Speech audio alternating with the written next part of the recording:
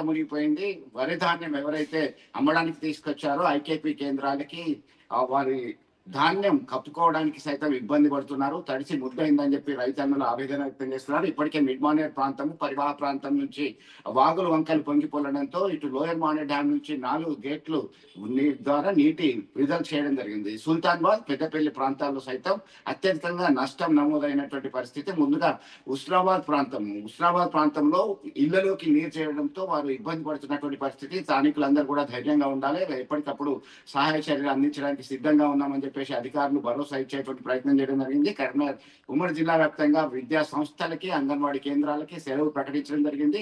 ప్రజలు అవసరమైతే తప్ప బయటకు రాకూడదు అని చెప్పేసి హెచ్చరిక జారీ చేశారు. ఇక రామగుండం, గోదావరి అని పరిసర ప్రాంతాల్లో సైతం అత్యధికంగా వర్షాలు కురుస్తూనే ఉన్నాయి. దీనికి ప్రభావం మరో 24 గంటల పాటు ఉంటుంది అని చెప్పి అధికారులు ఇచ్చినటువంటి ఆదేశాల మేరకు ఎక్కడికక్కడ రక్షణ చర్యలు తీసుకోవడానికి సిద్ధంగా ఉండాలని చెప్పేసి మంత్రులు, అధికారుల నుంచి ఆదేశాలు జారీ చేయడం జరిగింది. ఈ క్రమంలోనే ఒక టోల్ ఫ్రీ నెంబర్ సైతం కరీంనగర్ జిల్లా కలెక్టర్ ఇవ్వడం జరిగింది. ఎప్పుడైనా కానీ అవసరమైతే మీరు 24/7 ఎప్పుడైనా కానీ మీరు కాల్ చేయొచ్చు, ఇబ్బందికి గురి కావద్దు, మేము అందుబాటులో ఉంటామని చెప్పి చెప్పడం జరిగింది. ఈ క్రమంలోనే అధికారులు, ఉద్యోగులందరూ కూడా సెలవులను రద్దు చేసుకోవడం జరిగింది. ఎందుకంటే శుభకార్యాలు అత్యధికంగా ఉన్నటువంటి నేపథ్యంలో ఎలాంటి ఇబ్బంది కలగకుండా రెస్క్యూ టీం అందుబాటులో ఉండాలి అని చెప్పి సైతం ఆదేశాలు జారీ చేసినటువంటి నేపథ్యంలో మొత్తానికి గతంలో లేని విధంగా విస్తృతమైనటువంటి వర్షాల కారణంగా అత్యంత ఇబ్బంది పడుతున్నటువంటి పరిస్థితి. కొన్ని ప్రాంతాల్లో ఎవరైతే రెసిడెన్షియల్ స్కూల్స్ ఉంటాయో, ఏసీబీవీ ప్రాంతానికి ఉస్నాబాద్, సైదాపూర్,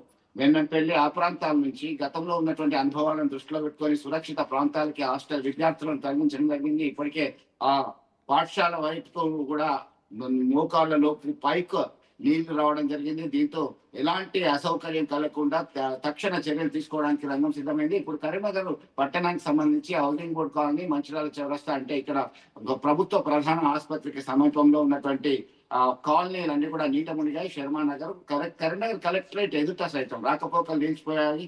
బారికేడ్లు ఏర్పాటు చేయడం జరిగింది. ఎందుకంటే డ్రైనేజీలన్నీ పొంగిపోలడంతో ఇబ్బందికరమైన పరిస్థితి ఏర్పడింది. మరొకవైపు కరీంనగర్ నుండి జగిత్యాల వైపు వెళ్ళేటువంటి ప్రధాన రహదారి ఆర్టీసీ వర్క్ షాప్ ఎదుట సైతం రాకపోకలు మళ్లించడానికి ట్రాఫిక్ సిబ్బంది అంతా చర్యలు తీసుకున్నటువంటి పరిస్థితి.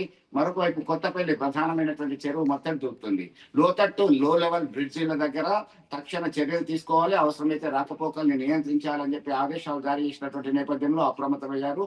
వారి రాకపోకల్ని మళ్లించడం జరుగుతుంది. ఏదైతే వాగులు వంకలు పొంగి పొందడం ద్వారా చెరువులన్నీ కూడా నిండుకున్నది. ఇప్పటికే మొత్తం వాటర్ హబ్ గా మారినటువంటి ఉమ్మడి కరీంనగర్ జిల్లా వ్యాప్తంగా అన్ని చెరువుల్లో పూర్తి స్థాయి ఫుల్ ట్యాంక్ లెవెల్ ఉన్నటువంటి నేపథ్యంలో ఎలాంటి ఇబ్బంది కలగకుండా, ఏమాత్రం డ్యామేజ్ కాకుండా మీరు ఇసుక సంచీలను సైతం అందుబాటులో ఉంచుకోవాలి. తక్షణంగా వారికి వరద నివారించడానికి ప్రయత్నం చేయాలి, యుద్ధ ప్రాతిపదిక చర్యలు తీసుకోవాలని చెప్పేసి చేసినటువంటి ఆదేశాల నేపథ్యంలో మొత్తం మీద హై అలర్ట్ జారీ చేయడం జరిగింది. పెద్దపల్లి జిల్లాకి రెడ్ అలర్ట్ ఉంది. ఇవన్నీ మిగతా ప్రాంతాలకు సైతం ఒక హెచ్చరిక ఉండడంతో అంతా అప్రమత్తంగా ఉన్నటువంటి పరిస్థితి మనం గమనించవచ్చు. Manoj, thank you Chandrashekar, thank you for the updates.